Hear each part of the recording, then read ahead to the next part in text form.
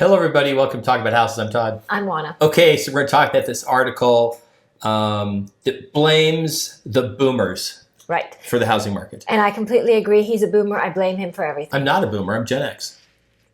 He identifies as Gen X, but he's really a boomer. No, I'm definitely Gen X. Why is current housing market so expensive? Blame the boomers. One economist said, boomer, the term comes from a book called Generations. It was written in the 70s or 80s, two authors. They identified the baby boom as born in mid 1946 up to mid 1964. They haven't gave it an exact date, which was in July, which is when the trend changed between generations.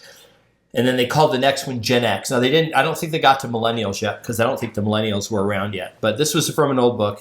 Anyway, the baby boom were an interesting generation, because the baby boomers were still influenced by what happened in World War II, even though none of them were born, because they experienced that from their parents. Right. So they were the product of the World War II generation. Right. So because of that, it's two things. They have their own unique sort of culture, right? And then they also relatively same age. There were a bunch of them, because the post-war, a lot of people got, getting married and having kids. Okay, so what we're going to do is we're going to talk about this article. We're going to talk about the role of the boomers and this older generation, we'll call them in their 60s, 70s, and 80s, and why they're behaving differently now than they did maybe 30 years ago, and why this is affecting housing. Okay. Okay? All right. Okay. First quote from the article. The current housing market has defied expectations of a downturn in real estate prices caused by this year's surging mortgage rates. Instead, prices and demand have remained strong, confounding experts and stymieing many first-time homebuyers. Let's talk about the confounding experts. We're experts, but we're not really confounded. We pretty much knew that home prices were not going to absolutely crash, right? Right. So I think the experts to which they are referring are experts in narrow fields. And we are not experts in a narrow field. We are experts in real estate, which is actually a very broad field, because not only do we consider economics, but we consider a lot of social issues, because home purchasing is more than anything an emotional purchase. It is not just economics. It is not just that it's that time of their life. It is so many things put together. So when they're looking at these experts being confounded, these are experts, like I said, that are maybe experts in economics or in markets or in just a particular field, rather than looking at people in their totality. People are very complicated and complex creatures, and we are some of those creatures, and I'm complicated and complex. I don't know about him. And so it takes a lot more to figure out what motivates people and what, more than anything, gets them to be in action. Yeah, completely agree. I think one of the other things that is not talked about enough are, you can look at data, but then you also have to understand demographics and how they've changed because of work from home. It's not really COVID, it's work from home. People now are spending far more time at home. You have people that have transitioned from cities to suburbs, which is where, people in cities were living in apartments, people in suburbs were living in residential houses. Well, and it's more than that. You also have to consider the gig economy. And gig economy is not just being an Uber driver. We have a lot of professionals that are involved in the gig economy. So let me give you a couple examples that maybe you don't think of as gig economy. So let's talk about healthcare. You're thinking healthcare is gig economy? Absolutely. So, telemedicine. They are now doing appointments with patients virtually, right? That is gig economy. That is not, just work from home. And that was advanced tremendously by the pandemic, but it already existed even before then. We're talking about people like in graphic design, in computer programming. We're talking people in medical billing, in all kinds of fields that have this gig economy situation where maybe they're independent contractors. It's just a different world. And that has contributed to what's happening as far as housing. Okay, here's a this is more of a demographic shift. Another quote from the article. The reason, blame the boomers, according to one Wall Street economist, not a boomer. I'm Gen X. It may seem paradoxical, acknowledged Barclays senior economist Jonathan Millar, okay, in a Thursday research report. After all, many would assume that an aging population would require fewer homes, but that's actually not the case, he noted. Baby boomers are actually creating more households, putting pressure on housing demand and keeping prices aloft despite the highest mortgage rates in more than 20 years. Still, though, a third of what they were in the early 80s, right? Boomers are creating more households partly because they're separating to divorce or death, Millar noted. So let's talk about that. So a lot of people that I know that have,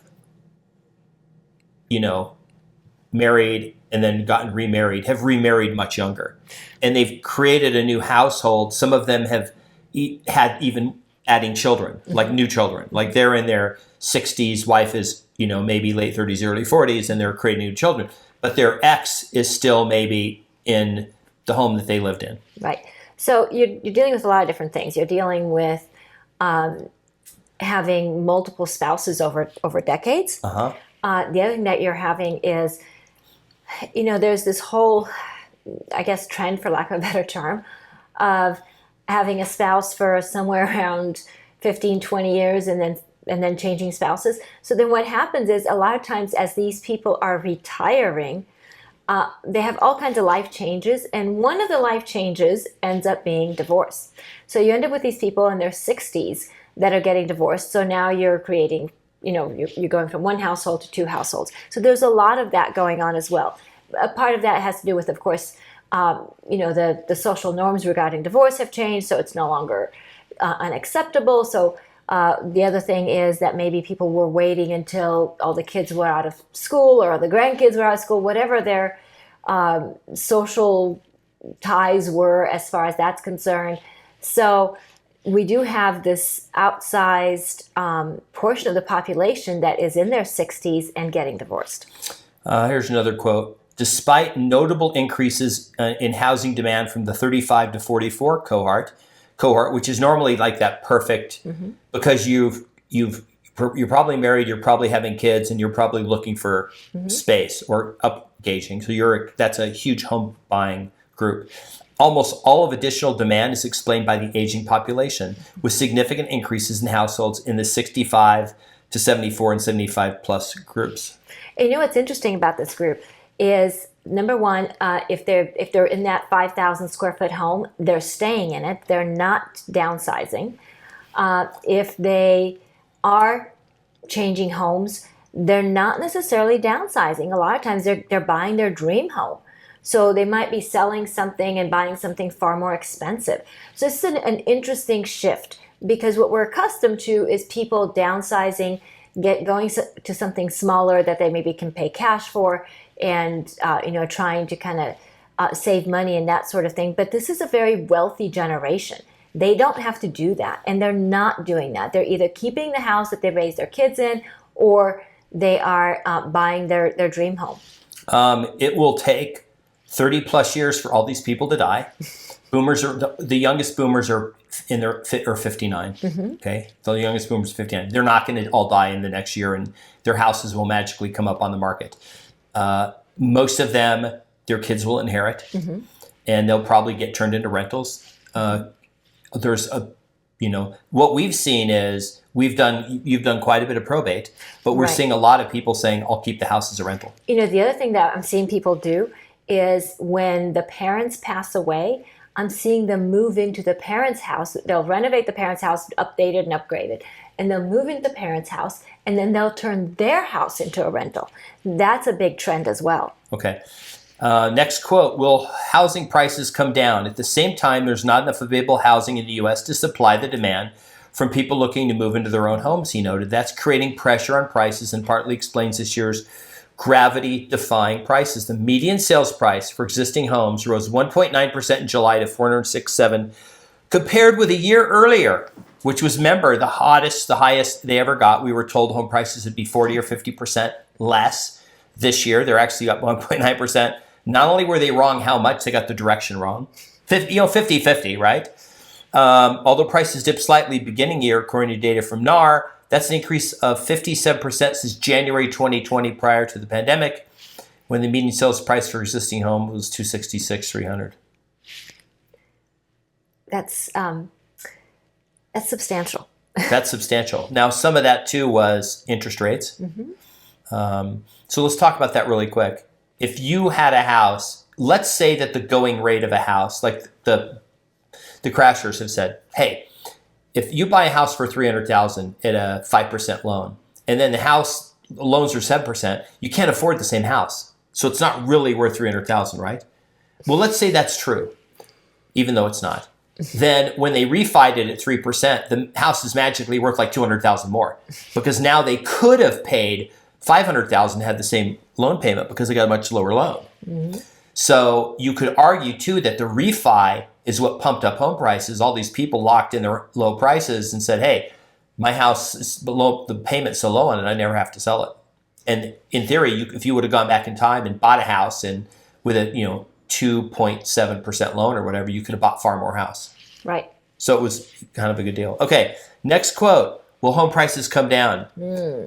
That's the Okay. $1 million question. That's the $1 million question. No, we already did that. Okay. Then, there's a quote at the bottom I didn't read. Millar predicts that demand for housing is likely to continue given the demographics of aging boomers. And while new housing construction could help provide more supply and could help blunt the rise in prices, real estate could still inch upwards in price. So remember, this guy's pessimistic. He said it could still inch up because, remember, the new home builders, we just read a report, they're intentionally not building enough homes. They're intentionally going to underbuild. For the next 5 years, they said. Right. Well, okay. So will home prices be lower? Maybe. Home prices do this spiky thing, right? So they go up, they go down. But over time, over the long run, home prices go up. I mean, that's been our experience. And if you look at the last 40, 60, 70 years, you kind of see this pattern that, home prices just kind of are on this upward trajectory. Now, do they go up in every single market? No, they don't. And I'm not suggesting that. But what I am suggesting that overall, housing does tend to increase in price over time. There are places that become, obsolete. For example, there are towns that whatever industry was there completely disappears, and those towns, obviously, that they lose value. But by and large, real estate tends to go up. Yeah. Here's an interesting quote, I thought. Now, remember, this is August, okay? Of course, not everyone agrees with Millar's rationale, with capital economics forecasting that housing demand may be weak in the next few months. What a bold prediction that demand would drop off in September and October and maybe November. Well, here we are in September, and it is starting to taper. So it is tapering like it does every single year for the last 536 years that since the Pilgrims landed. They got here in November during a housing where there was little less demand. Well, there was a lot more demand for housing when the Pilgrims got here. But yes, there was. This guy's not wrong that housing demand tapers in the fall, and yes, it does. We are now, the mid-September or almost mid-September. And yes, housing is cooling off. We are going to probably see a little bit of inventory buildup, and then we'll see it disappear. I think so. Okay, here's the last quote from the article. I thought this was interesting.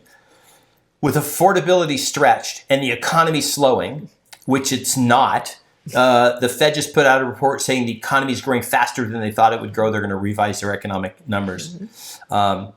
Housing market activity is expected to remain weak over the coming quarters. Imogen Pattison, assistant economist with Capital Economics, said in a new report, "We expect house prices to lose some of their recent momentum. The worst of the correction appears to have passed, and we don't expect further sustained declines. Home prices are up. They just said they're up like 1.9%. So the worst of the correction." Now remember, if you watch our channel, about 15 months ago, we said moderate. Home prices would moderate. And a lot of people, we literally had people come on the channel saying they had downloaded the video and saved it so they could, if we tried to delete it, because we weren't promoting housing crashes, that they would save it on their computer because they were sure I've deleted one video, and it was a really negative video about Zillow, and I deleted it because the CEO of Zillow reached out to me personally and asked me to delete the video. So I deleted the video. It was pretty bad, but we haven't deleted any videos. So you can't say, oh, I saw this video and you deleted it. We don't delete any videos. So we think about that. This is pretty negative, and they're like, yeah, we're pretty much don't expect further sustained declines. Right. I mean, I think that we will see some decline in the fall, particularly with interest rates either not going down or maybe even going up another quarter point. So I think we will see some decline over the fall. The lack of inventory is going to obviously provide a lot of support as far as not having prices go down substantially. I think prices will go down a little bit in the fall. But, come springtime, they're going to take off again. It's an election year. There's going to be a lot going on. We'll see what happens with interest rates. I think there's probably hardly anybody out there who doesn't think that interest rates will start to come down mid to end of next year. So I think that there's going to be a lot of fun to be had with home purchasing, a lot more transactions maybe next year than we've had this year. I think that's something that I'm anticipating for next year, just because there's so much pent-up demand.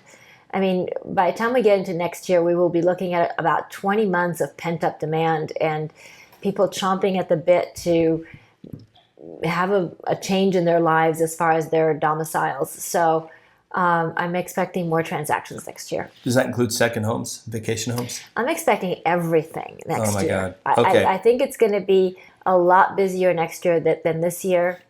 So kind of hang on to your hats for next year, because I do think it's going to be a lot busier, a lot more exciting, maybe even a lot more volatility next year, partly because of 20 months of pent-up demand, partly because it's going to be an election year. So there's a lot in the mix next year. So it'll be a really fun year for videos and for watching the market. So especially our videos. Yes. Our videos will be the best videos to watch. And so to that end, please remember to subscribe. Wait, I have one more chart. Wait. Oh. To subscribe and hit the notification bell so that by the time we get to next year, you will be completely ready for next year and everything that it brings. Now, Todd, your last chart. Okay, this is the bonus chart. Okay, what we have here is on the left, you have the 4 home price predictions at the beginning of the year. This is what Mortgage Bankers Association, Fannie, Zillow, and CoreLogic said. Down 0.6, down 1.5, down 0.7, up 3%. And then everyone laughed at CoreLogic because they were actually predicting home prices would go up. And they're like, no, home prices are going to tank. This will be really bad. Well, guess what? So 6 months later, they all redid their estimates, okay? Mortgage Bankers Association said, no, we think 0% now, down from up from negative. But Fannie Mae up 3.9%, Zillow up 5.5%, and CoreLogic saying 6.8%. So the consensus there is like up like 5%, which is pretty normal. And then all the way on the right, it shows you if it was a $650,000 house at the beginning of the year, how much that $650,000 house would be by the end of the year, which I thought this was pretty interesting. This is a chart I found on the internet. So if it came from the internet, it must be true. It's got to be true. So I hope you enjoyed the video. I hope you liked Todd's chart and you stuck around for it. Give us a big thumbs up if you stuck around for the chart. I think it's a pretty cool chart. Remember to like the video, subscribe, hit the notification bell, and leave us comments. What do you think of the chart? What do you think of the outlook? Tell us what's happening where you are and tell us where you're watching from. We'll see you on the next video. Bye. Bye.